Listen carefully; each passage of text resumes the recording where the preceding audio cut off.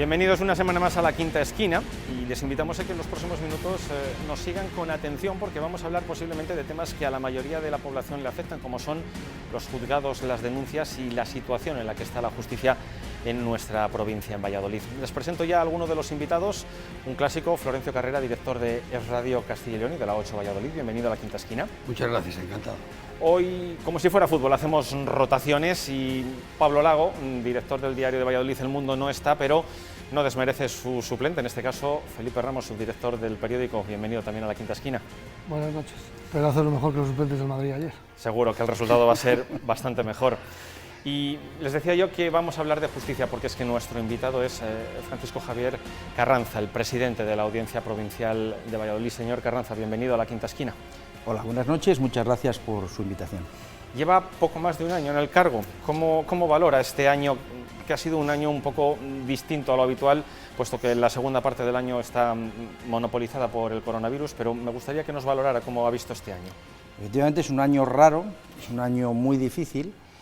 Yo tomé posesión, creo que recordar que fue el 20 de septiembre del 19, y cuando apenas llevaba, 5 meses, nos topamos con esta pandemia, ¿no? Y entonces pues hubo que reajustar sobre la marcha un montón de cosas, hubo que cambiar de mentalidad, hubo que mantener servicios esenciales, todo es una situación de confinamiento.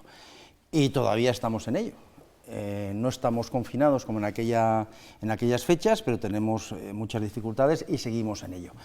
Como presidente de audiencia, pues un primer tramo dificultoso, pero para eso estamos, ¿no? Para eso nos presentamos para un cargo gubernativo e intentamos ejercer esas funciones gubernativas en provecho de la Administración de Justicia.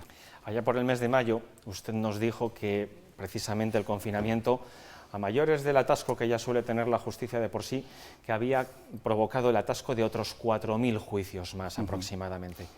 A día de hoy, ¿cuánto de esos juicios hemos conseguido solventar? ¿Cómo nos hemos puesto al día? Hemos conseguido solventar bastante de ese atraso de los 3 meses. Esos 3 meses fueron un parón total, casi total. Quedaron simplemente aquellas diligencias más urgentes, cuestiones relativas penales, detenidos, presos, las cuestiones de familia urgentes relativas a menores o a patria potestad y medidas urgentes y poco más, todo quedó paralizado. Y de pronto nos encontramos pues con ese número de asuntos sin tramitar. Bien, los juzgados se han puesto a ello inmediatamente que se levantó la suspensión de las actuaciones y de distinta manera, porque no todas las jurisdicciones son iguales. Desde el mes de mayo, efectivamente, junio, hasta ahora se han ido poniendo en marcha todos esos juicios. En este momento, por ejemplo, los juzgados de lo social, que tenían un gran número de asuntos acumulados, están ahora, desde el mes de septiembre, empezando a señalar todo lo que tuvieron que suspender en aquellos meses. Hay que pensar que ellos señalaban, por ejemplo, 90 juicios cada juzgado, 90 juicios a la semana, y en aquel momento, pues, desaparecieron, así que no hay más que multiplicar, eran 4 juzgados en aquel momento por 90 juicios, todos ellos quedaron paralizados.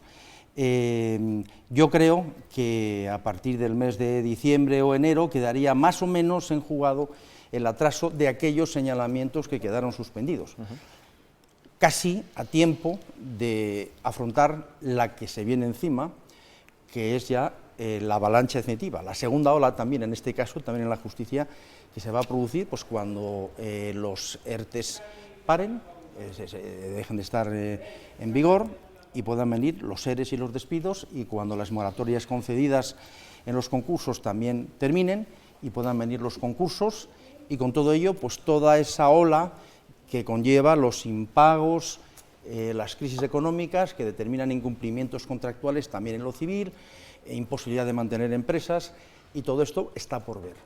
Yo he preguntado a mis compañeros, ¿qué pensáis que va a ocurrir en enero? Y dicen, no lo sabemos, no tenemos datos para dimensionarlo, pero todo el mundo, grosso modo, piensa que la oleada va a ser importante. Pero nos está pintando un panorama de un año catastrófico, primero por una parte y después por la que esperan que venga a partir de enero. No sé si había que calificarlo de catastrófico, de luego muy preocupante. El Consejo está tomando medidas, ha establecido medidas de autorrefuerzo, medidas de refuerzo, pero todo está por ver porque todavía no tenemos datos concretos. No sabemos cuántas empresas de esas que están en ERTE van a ir a crisis o no, cuántos despidos se van a producir, cuántas empresas de esas van a ir a concurso o no, y eso cuánto incumplimiento contractual o cuánto incumplimiento de pago de pensiones, también en familia, va a provocar. Nosotros estamos preparados y concienciados para ello. Ahora, todo dependerá de lo que ocurra a partir del mes de enero o febrero. Esto entrará en enero o febrero, luego habrá que tramitar esos procedimientos y todo esto pues va llevando su tiempo. Cuando llegue a la audiencia, por ejemplo, pues eso habrá pasado casi un año desde enero del 21, y entonces ahí empezaremos a ver también el atasco que podría producirse también en la audiencia. Felipe, Florencio. Sí, yo una pregunta, como la última vez que estuvo usted aquí, en esa línea, ¿no? Más como ciudadano que como periodista o como director de medios, en esta situación económica, en esta situación sanitaria, con 35.000 o 60.000 fallecidos, con unos datos que son absolutamente preocupantes para todos, la situación de la justicia también, lógicamente, sufre todo esto, pero yo le quería preguntar, como juez, lo que está viviendo este país, estamos en estos días en medio de una moción de censura presentada por un grupo político, toda la situación y toda la crispación que nos llega a los ciudadanos a través de los medios de comunicación, está todavía, creo yo, o no sé, le pregunto a usted, ¿cree usted que está perjudicando todavía más el propio funcionamiento de la justicia? Y pues hablaremos del papel de Europa, la renovación del Consejo General del Poder Judicial, pero ¿cómo cree usted que está afectando la situación de crispación real que tiene este país al funcionamiento pues de un poder fundamental como es el de la justicia? Bueno, es evidente que la justicia en general, con mayúsculas, y la justicia de cada juez, es decir, necesita tranquilidad para su ejercicio. Un país democrático y asentado, cuanto más tranquilo, mucho mejor para afrontar los problemas y para que uno de esos poderes del Estado pueda desarrollar su función. Claro, en un momento de crispación como el actual, donde hay abiertos muchos frentes y además se plantea un frente frontal, valga la redundancia, contra el sistema o sobre el sistema de elección de los vocales del Poder Judicial, pues viene a añadir un granito más de arena a esa tensión. Bien, se ha producido así y en este momento, ojalá no se hubiese producido en este momento y hubiésemos podido discutir una situación de mucha más calma. Bueno, se ha producido así, hay una proposición de ley, la mayor parte de la carrera judicial, por no decir toda, se ha opuesto a ese proyecto de ley, a esa propuesta de ley, porque resulta contraria al espíritu del artículo 122 de la Constitución. Y en ese sentido se han manifestado tanto organismos europeos como el Grupo Greco del Consejo de Europa, que hoy mismo ha hecho una recomendación al Gobierno español, la propia Comisión de la UE y también varios organismos de asociaciones internacionales muy importantes de magistrados, tanto en Europa como a nivel internacional. Entonces, esto añade una guinda más a la situación que nos encontramos, pero no podemos ignorarlo. Hay una propuesta para que los vocales del Poder Judicial sean elegidos por mayoría absoluta. Eso determina una elección con tintes partidistas clarísimos y eso no beneficia en absoluto a la imagen de independencia de los jueces que debe transmitirse a la sociedad. Eso no quiere decir que los jueces no seamos independientes cada uno en nuestro caso, pero la imagen que se transmite a la sociedad evidentemente no es lo mismo si a los jueces, a los vocales del Consejo los eligen, como dice la Constitución, los propios jueces que se los eligen los partidos políticos. Al menos 12 de los 20.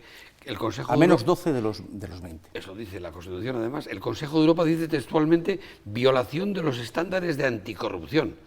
Que un organismo como el Consejo de Europa le diga al Gobierno de España que ojo con ese paso que quieren dar, es, bueno, yo creo que los ciudadanos no sé si se enteran o no, nos enteramos o no, pero a mí me deja muy inquieto. Y a usted como juez, ¿qué cuerpo le ha dejado esto? Pues me parece muy bien que a usted como ciudadano le inquiete, porque así nos debemos sentir todos como ciudadanos. Y no lo digo ya como juez, ciudadano juez que ejerce la jurisdicción, ¿no? Esta recomendación o este requerimiento, no sé cómo llamarlo, hecho por el Grupo Greco, que es del Consejo de Europa, del Grupo de Países contra la Corrupción, tiene sus estatutos, sus normas, ya viene haciéndose desde hace más de 7 años. Sistemáticamente se ha hecho esa recomendación al Gobierno español, de cualquier partido que sea. Hace 7 años no estaba el Partido Socialista en este momento, o el partido ahora de coalición, y no se ha atendido. Y lo que dice simplemente es algo tan elemental como que al menos la mitad de los miembros del órgano de gobierno del Poder Judicial tiene que estar elegido o designado entre jueces y por sus pares, por sus jueces. ¿Por qué? Porque eso es garantía ante posible corrupción y posible colonización del poder político, de un poder que debe ser radical y absolutamente independiente, como es el Poder Judicial. Ya, pero ¿sabes lo que sucede?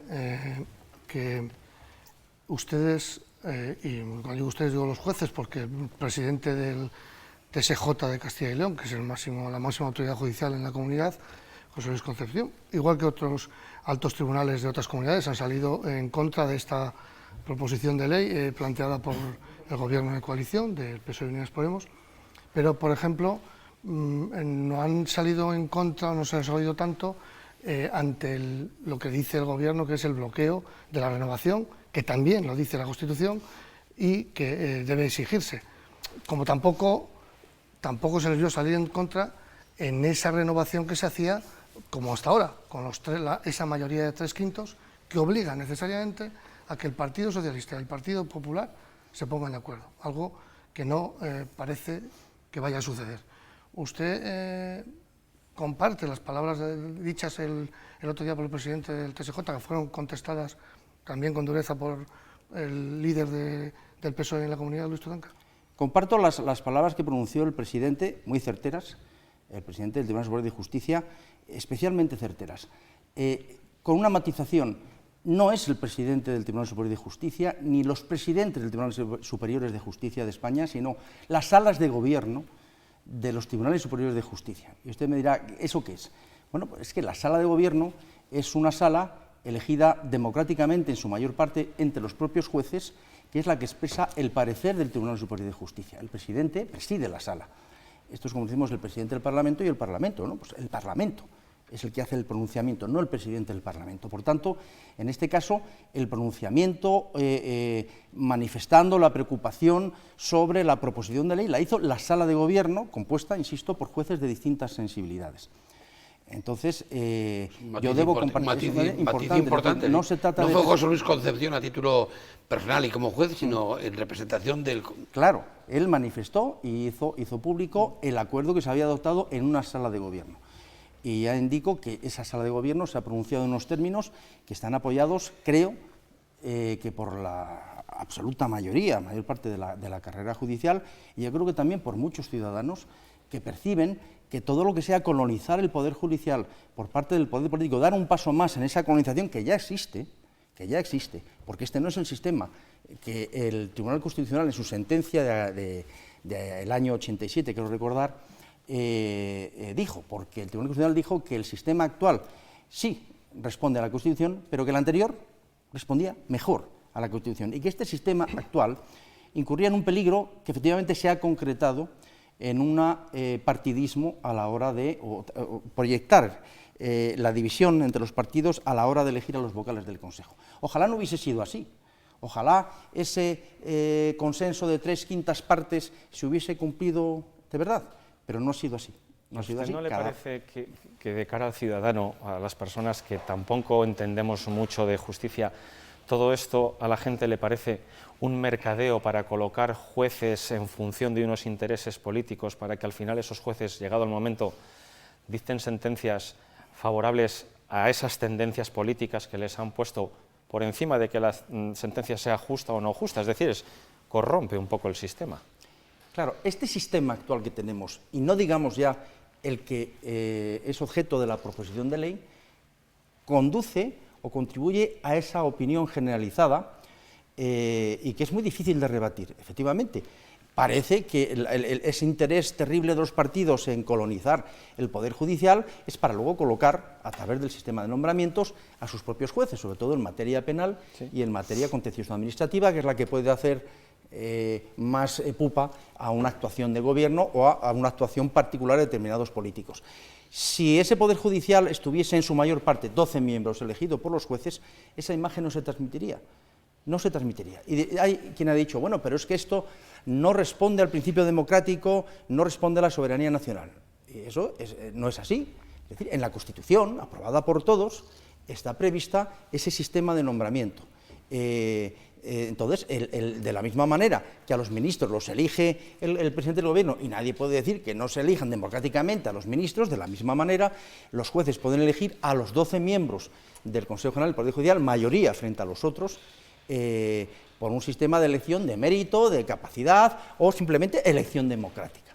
Y entonces los nombramientos no estarían con esa sombra de sospecha de que están intentando colocarse los políticos a sus respectivos jueces teóricamente más proclives. Si el sistema, hoy por hoy, si el sistema fuese el anterior al año 85, hoy por hoy el Consejo General se habría renovado ya sin ningún problema. Y estoy seguro de que renovado el Consejo, la elección de esos otros 8 miembros por consenso de 3/5 partes, me parece muy bien, por el Congreso y por el Senado, se hubiese producido sin ningún problema. Sí, porque no serían decisivos. No serían decisivos y, por tanto, la posibilidad del consenso sería evidente. Y no, yo quería contestar, si me permite, al tema este del bloqueo. Por supuesto que los jueces estamos absolutamente en contra del bloqueo, claro, pero es que este sistema conduce al bloqueo, porque deja en manos del partido político que no quiere que se renueve, pues la renovación del Consejo. Pero eso no es un problema de los jueces, es un problema del sistema actual, que conduce pues a esto, a que si no nos ponemos de acuerdo, y no nos ponemos de acuerdo por razones partitocráticas, pues no renovamos el Consejo. ¿Y entonces qué hacemos? ¿Mantenemos el Consejo como está? Sin hilo tempore.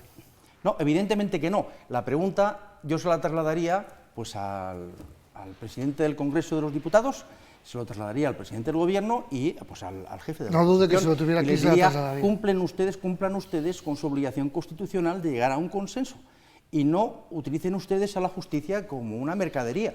Sí, pero es curioso porque cuando están en la oposición unos y otros, dicen una cosa y después cuando gobiernan dicen otra. Yo todavía recuerdo Alberto Ruiz Gallardón, que fue alcalde de Madrid, que fue ministro de Justicia, cuando no era ministro de Justicia, decir que iba a acabar, como declaración suya de intenciones, que había que acabar, creo recordar textualmente, había que acabar con el obsceno espectáculo de que los políticos elijan a los jueces que después tienen que juzgar a sus políticos en el caso de que sean, bueno, que cometan alguna irregularidad, pero después no hizo nada. Entonces iba a ser ministro, o en esos días tomaba posesión, ministro de Justicia con el Partido Popular.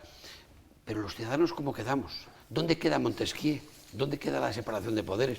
¿Cómo no van a pensar los espectadores de la 8 que nos estén viendo ahora que la justicia tiene una parte muy seria de corrupción en el sentido no personal, pero sí global? Es decir, depende del juzgado que te toque o el juez que te toque o de cómo vayan las cosas, ya sabes si sí o si no. Eso es muy duro, Estamos quebrando el Estado de Derecho. Yo quiero transmitir una idea que a veces no se entiende bien y sé que es muy difícil transmitirla. Va un poco en la línea de lo que planteaba Óscar. Una cosa es el nivel del Consejo General del Poder Judicial como órgano de gobierno de los jueces, que es un órgano político, administrativo, muy importante, porque efectivamente realiza, entre otras cosas, la designación de los cargos discrecionales, y es importante. Y otra cosa es la independencia de cada juez. Yo llevo 30 años de ejercicio de carrera y jamás me ha llamado a nadie, para nada, y debería añadir, y que no se le ocurra a nadie hacerlo, porque inmediatamente reaccionaré en la forma prevista en la ley.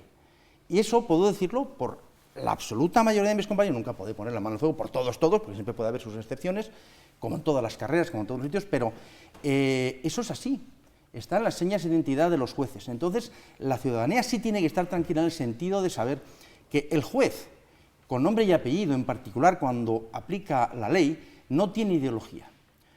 Cuando pone la sentencia sobre el mayor trapero, no piensa en si su sentencia va a contribuir o no a favorecer o no, o dar aire o no al independentismo.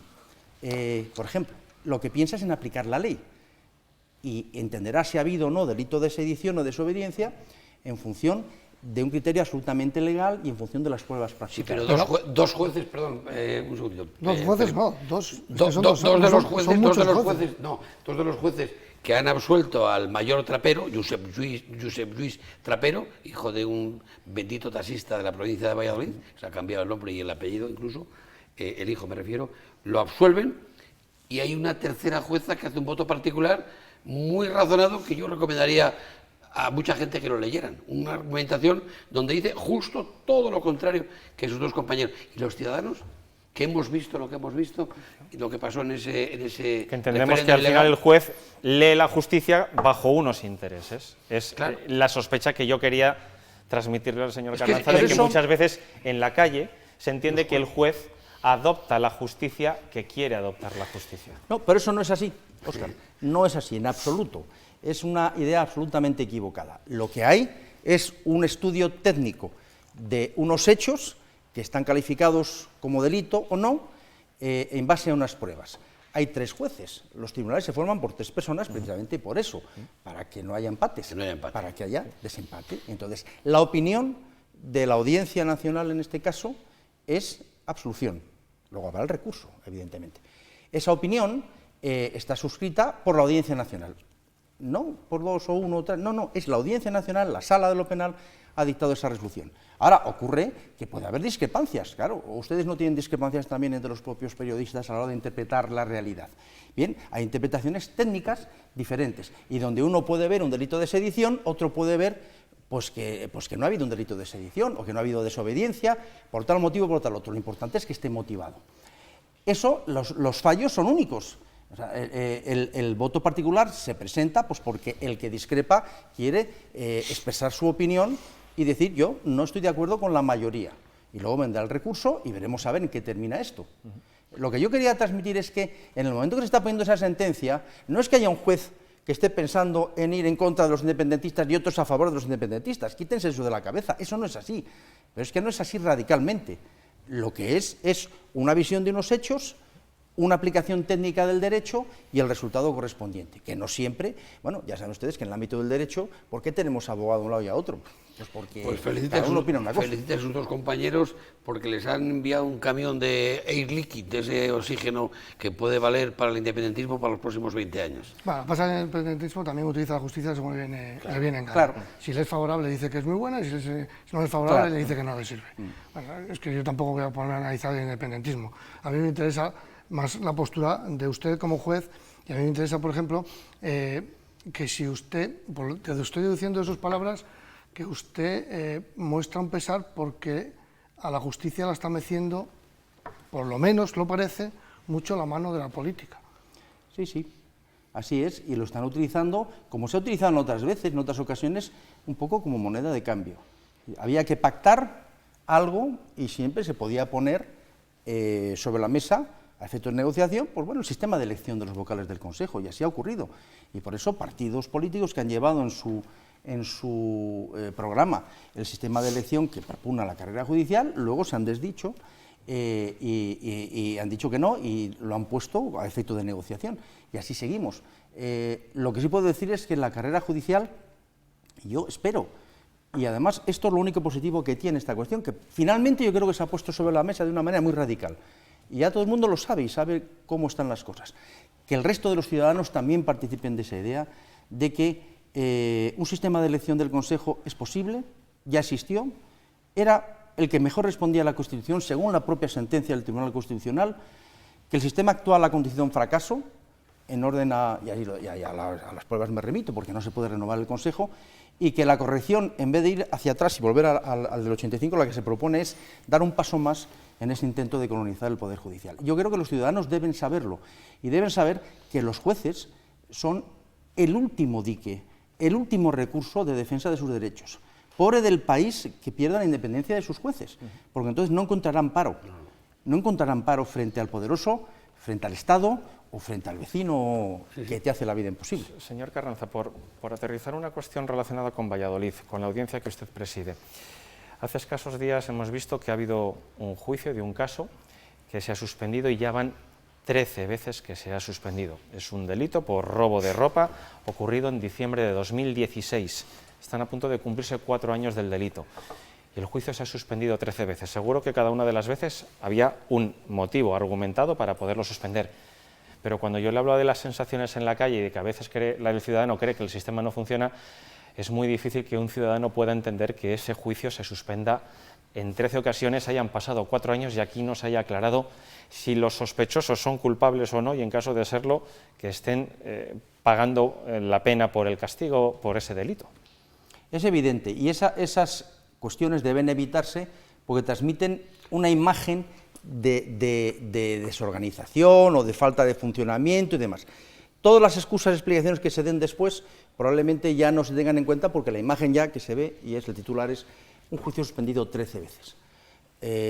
Concretamente, en este caso, el juicio se ha suspendido en 13 ocasiones por la siguiente razón, ninguna de ellas arbitraria o ilógica, y simplemente responde al funcionamiento de los tribunales penales.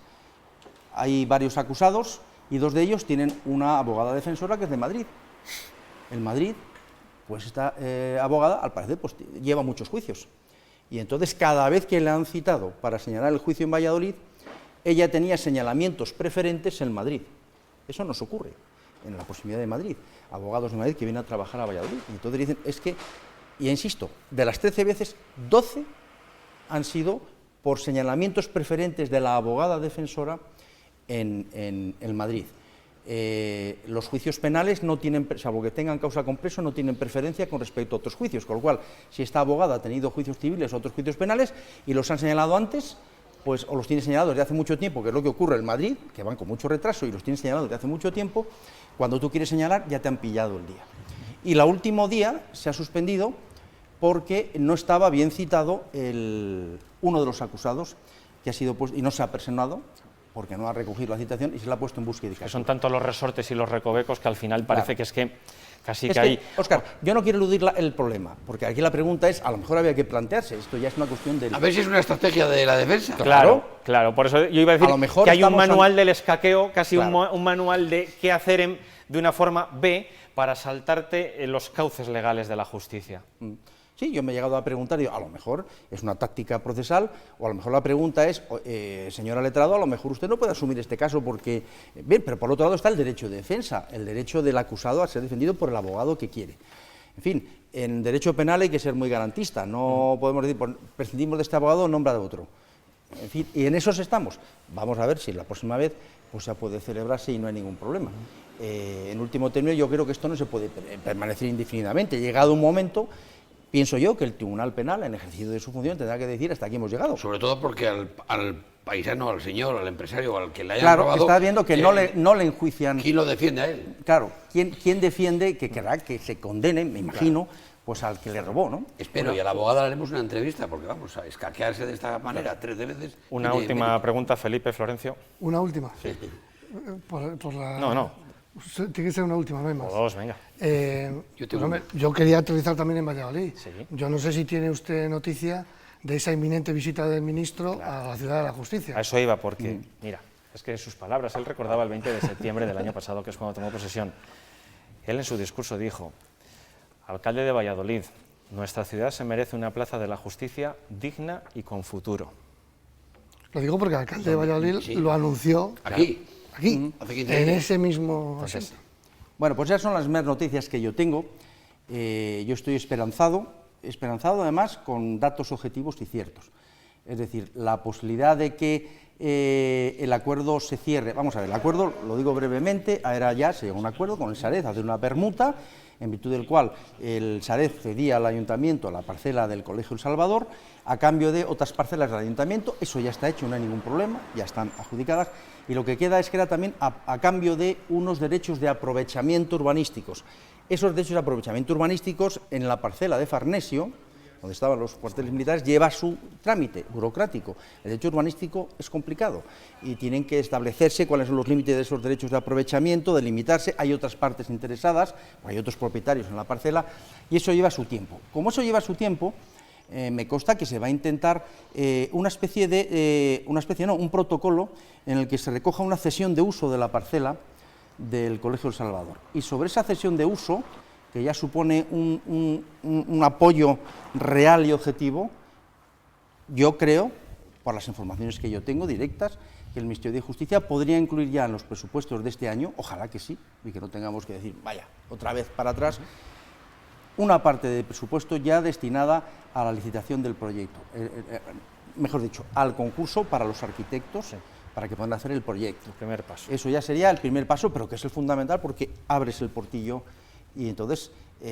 yo creo que esa visita pues, puede ser relativamente inminente. A mí me han dicho, puedo decirlo así, a mediados de noviembre que pudiera estar resuelto este tema y a partir de ahí pues, podría ser la visita para anunciarlo, ojalá y nos congratularíamos todos de que eso... Más o menos va limpiando la agenda ya sobre segunda quincena de noviembre. Bueno, a mí nadie me ha confirmado nada, pero espero que sí. Yo estoy dispuesto de cualquier hueco en cualquier momento. Yo quiero que haga hueco para una última pregunta, curiosidad que tengo con un compañero suyo vallisoletano, el juez García Castellón, que está en los periódicos estos días y que ha dicho que, bueno, que tiene, no sé si miedo es la palabra, pero se siente bastante amenazado por todo lo que está ocurriendo en torno al famoso pendrive, la memoria del teléfono de una súbdita marroquí que tuvo relación con un líder político que hoy gobierna en coalición con el PSOE.